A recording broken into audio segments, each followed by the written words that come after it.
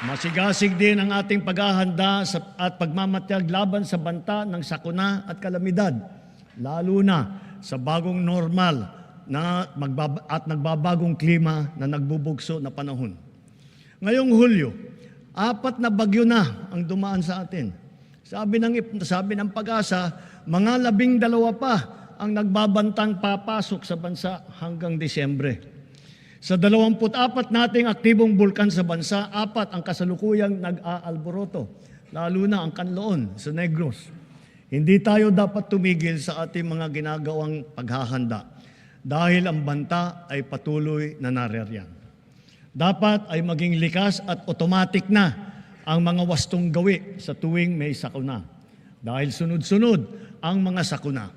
Lalo na ang bagyo, mahalagang itanim ang prinsipyo na continuous improvement kung saan tayo ay natututo sa palaging humuhusay at sa bawat karanasan.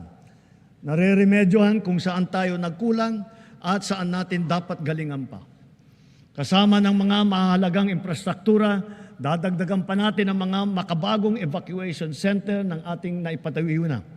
Hindi na dapat pang gamitin bilang evacuation center ang ating mga paaralan.